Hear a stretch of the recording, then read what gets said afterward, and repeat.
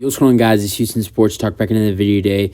Today, we're going to be doing another one of these Houston Rockets off-season idea videos. Plan, I guess you call it off-season plan slash ideas. Full roster. We're going to be going over free agency, the draft, a trade. I was anticipating the Rockets to make maybe a couple trades, but when I went down this route for the Houston Rockets and this route of doing this exact roster plan, I don't see the Rockets making much trades at all, and I only have them doing one trade in this Rockets mock off season. I guess that's what you could probably call it, mock off season. So a lot of stuff to talk about. James Harden and other big free agents in free agency, the draft with the 4th overall pick and 20th overall pick as well. Other free agents that the Rockets could be, potentially targeting that might not be as big as James Harden, or guys that the Rockets have interest in, like Cam Johnson or Austin Reeves. We're going to be talking about Cam Johnson mostly. Yeah, I think it's gonna be really interesting to go over all this. Patrick Beverley will be another guy we go over just because of what he said yesterday. On his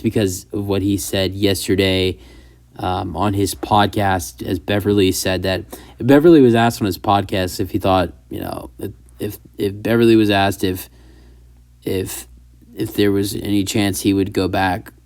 Would he go back to Houston and reunite with Harden if Harden goes to Houston? He said very highly. So we're going to get into that with Pat Bev, and we're going to get into all of it for the Houston Rockets in this mock offseason. But we're going to start off with James Harden. That's the big thing that everybody's talking about, and I personally think, and I get comments about it, but I'm going to say it. We should sign James Harden. And I know people are going to get upset, but what I want to just put out in the obvious is that, and I could get hate for this or I could get respect for it. I don't care. I'm going to go ahead and say it. I personally think that here's how it's gone down. Rockets fans, when rumors started to point out around, it was a timetable of, I remember Christmas, after spend some time with the family on Christmas. I woke up to the news of that, of Harden would consider coming back to Houston, and then maybe a couple months later there was more news. That was stuff saying that the Rockets would be interested in Harden, and Rockets fans were excited about it. People. You would see some Rockets fans not want a Harden reunion, but you didn't see a lot of Rockets fans that didn't want it. You'd see a lot of Rockets fans that were supportive of it and didn't want that to happen. But I can give you the two reasons why Rockets fans and fellow Rockets fans don't want this to happen. Now, yes, it's the money. That's one of the reasons why. I think one of the biggest reasons why that Rockets fans don't want James Harden to return is his Game 7 performance. Like, guys, do y'all not know this is something James Harden has done almost his whole career? James has never been a playoff performer. I know he had a horrible Game 7, scored 9 points in 7 or 9 points in Game 7. He's one of those on and off playoff players. Like, yes, he scored 45 and 42, but James Harden's either going off in the playoffs or he looks like the worst player on the court. I mean, he did that in Houston in almost his whole career.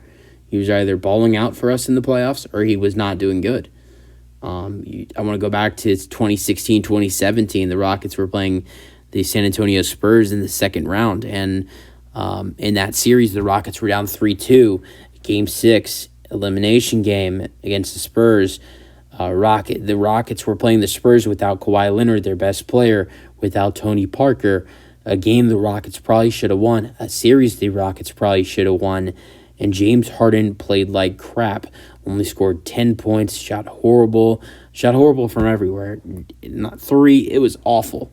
I remember that. That was my first playoff elimination I'd watch as a Rockets fan. Well, I was always a Rockets fan, but where I was interested into, because I was 9 or 10 in 2016, I guess. So back then, 6 years ago, I was just getting into basketball. I'd been to a couple of Rockets games, but I wasn't that, and I liked playing basketball, but I wasn't interested in watching basketball until that season when I was around 9 or 10 years old. And that was a tough loss because they lost terribly. I think they only scored 79 points in that game, and James Harden was to blame for that loss. James Harden in his career has had horrible playoff performances, so this is not the first for James Harden's bad playoff performances. And as for $200 million, I will say I do think $200 million is it's overpriced, but I honestly think $50 million for next season, it's not overpriced for someone who averaged 21 points per game last season, and led the NBA with assists with 11 assists per game. And if we're being totally honest, James Harden without Joel Embiid in the Rockets organization would probably average around 27 to 28 points per game. He's going to have the ball in his hands way more. He had the ball in his hands a lot in Philly, but the difference with what he's going to be doing in Houston if he comes here compared to what he did in Philly, yes, he had the ball in his hands in Philly, but he wasn't taking the most shots. That was Joel Embiid. James Harden's going to be taking way more shots.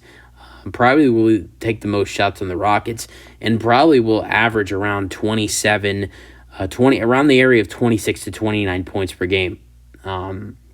Because he's going to be scoring more. You're going to see that Houston James Harden, the one we kind of saw for, a couple games in the playoffs, and that's probably most likely the Harden you're going to see. And then I guarantee you, I'm waiting for it to happen. If James Harden re-signs with the Rockets and he just starts balling out, he's averaging around 27 points, 8.5 assists. Let's say James is averaging, around 2 months in the season, maybe let's go 2 months. 2 months in the season, James is averaging 27 points per game and eight assists per game, and the Rockets are doing well.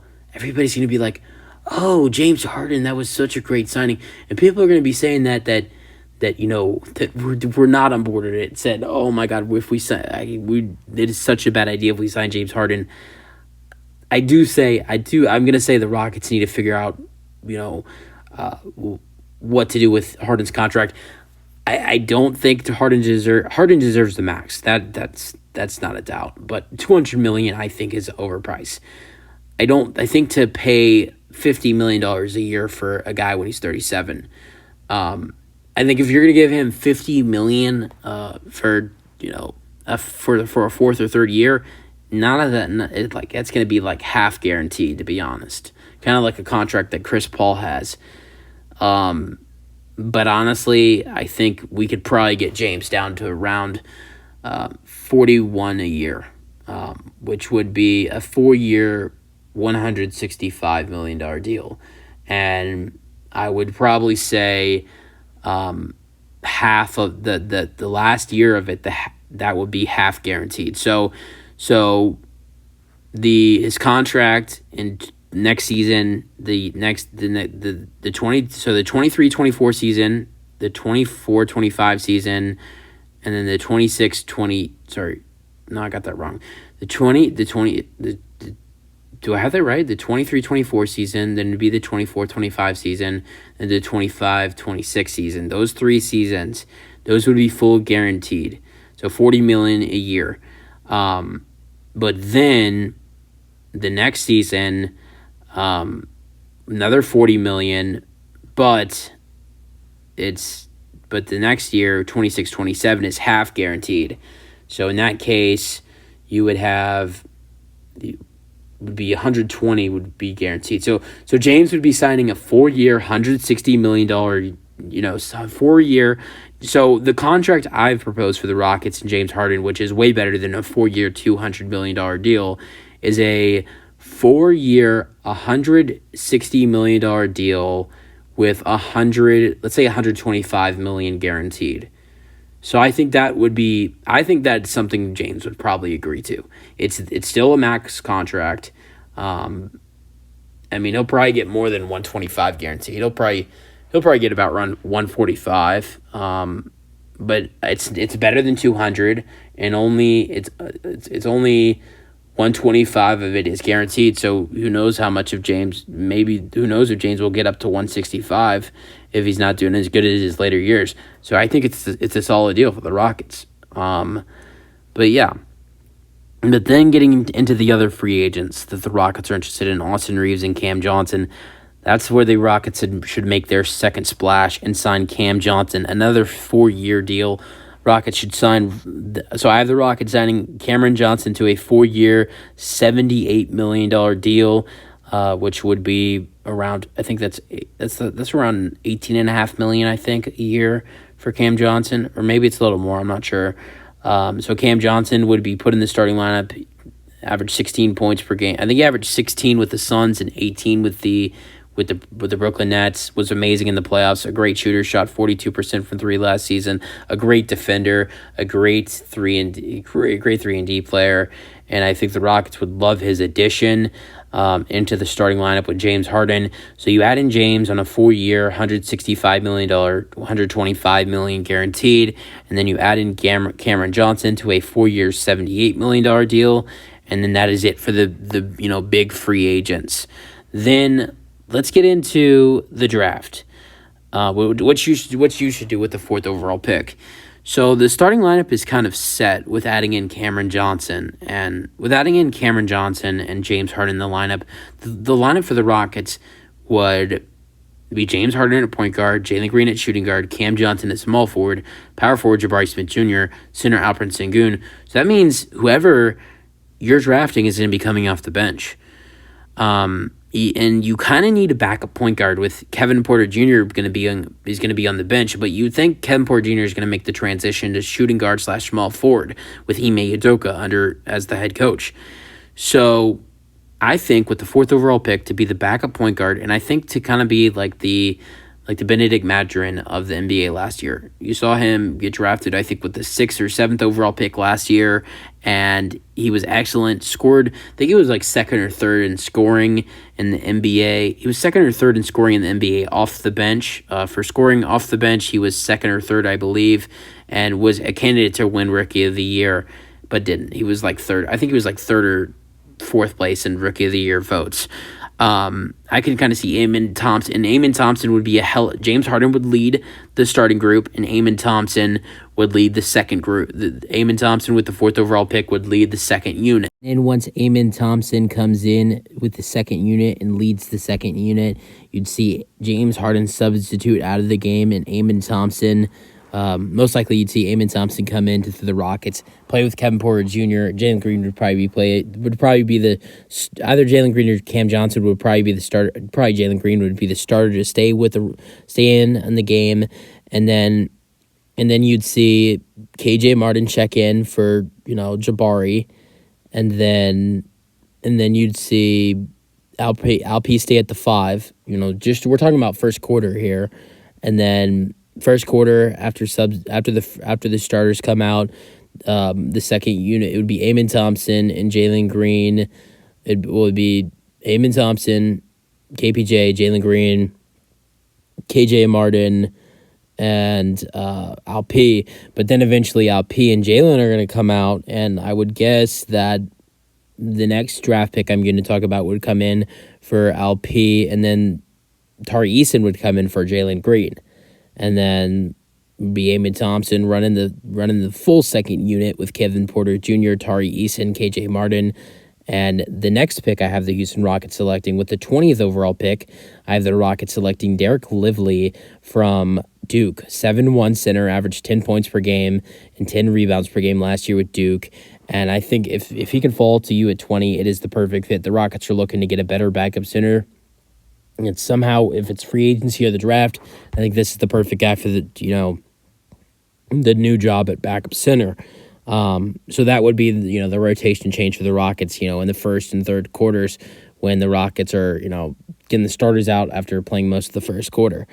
But I do have the Rockets selecting Derek Lively with the 20th overall pick, and then I know a lot of there's been some doubt if the Rockets are going to keep that 20th overall pick, and the Rockets would keep it to draft Derek Lively. So then you've got your draft selections. You've got your two big free agents brought in. So Derek Lively, Amon Thompson in the draft with the 4th and 20th overall pick. James Harden, Cam Johnson in for the Rockets with, free agency moves. We're going to go to that final free agency move. Rockets looking into bringing a veteran guard. And it looks like we're going to talk about Patrick Beverley here, but I don't think the Rockets should sign Patrick Beverley. He's not a good shooter. The Rockets are trying to get, better at shooters. And I don't see if Amon Thompson is coming into with the Rockets and he's in the rotation. Kevin Porter Jr. is staying with the Rockets. I don't see Beverley getting minutes. So in that case, I think you should sign a veteran guard who can probably be a better mentor, is also a former Rocket, can be a better mentor, and is not going to mind not playing at all. And that is Austin Rivers. Austin Rivers did not, on a Q&A, said that he loves Jalen Green and he loves Ime Udoka, and he thinks Ime Udoka is great for Jalen Green's development, and he thinks that they got a great thing going there. Then he was asked another question on his Q&A on Twitter. He was asked, would you go to Houston? Would you sign with Houston again? It seems like that seems to be the question for every former Rocket that is a free agent this year, is would you go to Houston again? They asked Patrick Beverley that. Now they're asking Austin Rivers that, but he said, why not? ? So I definitely think you definitely. Last year in Minnesota, he was a mentor. He was good with their young guys. I think he could do the same thing in Houston this year. If the Rockets sign him, he's way cheaper than Beverley, and he's a guy who I think would be a better mentor than Beverley, and not only be a better mentor than Beverley, but cheaper, and also is not going to mind if he's not playing minutes. I don't think Beverley would make a fuss about it, but Beverley wants to play minutes. He wants to be a part of the team, and if Amon Thompson and Kevin Porter Jr. are going to be running the bench, I don't really see Beverley getting a lot of minutes on this Rockets rotation. And then for the final thing to get into in this offseason is the trade. Some players got to be moved. They have to be moved, and we're going to send 3 players and 2 picks to the Denver Nuggets for 1 player and 1 pick. And get a first-round pick back for him. So the 3 players that would be going to the Denver Nuggets in this trade, in this mock offseason, is Daishan Nix, Jayshawn Tate, and Usman Garuba, and then 2 second-round picks to the Denver Nuggets, a 2024 second-round pick via Golden State, and a 2024 second-round pick via Brooklyn. So then the 2 seconds go to Denver. Should be some decent seconds that Denver can be either keep or move. And Denver will actually probably move those. Denver, if they're aggressive in the trade deadline, those are two things they might move a lot. Second round picks. Denver's not going to, if Denver next year is aggressive at the trade deadline, they're not going to be moving anything big. They're coming off either losing in the finals or winning the finals. Who knows what they'll. I think Denver's going to win the championship. So I think Denver should be coming off winning the NBA finals, but I do think that Denver's going to look to add some depth. Denver had a lot of interest in Jayshawn Tate. This trade deadline, they're going to be looking for a backup center. Thomas Bryant and DeAndre Jordan are free agents. They're not going to really care to have that first round. They have a first round pick. It's like pick 27, pick 28. It's pick 28, I believe. It's pick 28. They have no. I think they'd rather get some good depth guys like Daishan Nix and Usman Garuba who could play some meaningful minutes, and then also get some second round picks back in that trade, and then instead of their 2024 first round pick. They have the 28th overall pick in this year's draft, but they're going to have another great year. That pick's going to be around the 26 to 28 area. So in that case, what the Rockets would get back is Denver's 2024 round 1, and they'd also get back player Zeke Naji, which he's not going to be a part of the rotation at all. He's probably not going to even be on the roster. So I think most likely the Rockets, Zeke Naji will make it to preseason, but then will be released by the team. So it's Zeke Najee is just thrown in the trade. So the players that Denver's getting back, it's not. So the Rockets are getting a player back in that trade. But the Rockets get a first-round pick for Jason Tate and Usman Garuba and 2 second-round picks. And they're, with all the, guys coming into the Rockets organization with, James Harden, Cam Johnson, and Amon Thompson, and also Derek Lively, and who else am I missing? No, I'm not missing. I don't think I'm missing anybody. And then Kevin Porter Jr. staying, KJ staying, Tari, coming back. There's no place for Jason Tate or Usman Garuba. So in that case, their value would go down. I think the Rockets to get a first-round pick for them. That'd be good because that first-round pick could be an asset for the Rockets to move at the trade deadline. Because I'm assuming the Rockets, if this roster, how it is right now, if this roster works out, the Rockets can definitely be active in the trade deadline next season, and it would be really interesting. So, I'm down for it, though. This is the final lineup for the Rockets. Here's what it would be. So the final lineup for the Rockets with this mock offseason, starting point guard, James Harden, starting shooting guard, Jalen Green, starting small forward, Cam Johnson, starting power forward, Jabari Smith Jr., starting center, Alperen Sengun, 6th man, Amon Thompson, 7th man, Kevin Porter Jr., 8th man, KJ Martin, 9th man, Tari Eason, 10th man, Derek Lively, 11th man, Josh Christopher, 12th man, Austin Rivers, and 13th man, Ty Washington. So, and then you Jason Tate, Deshaun Nix, Usman Garuba going to Denver for a first-round pick with 2 seconds going there as well. And then the Rockets get Cam Johnson and Harden in free agency, and then Thompson and Derek in the draft. I think as much as Rockets fans are going to hate on the Rockets signing James Harden, I think we've gotten in this mock off season, we've gotten the James, we got that contract way down from 200 to 165, and out of the 165, 125 is guaranteed.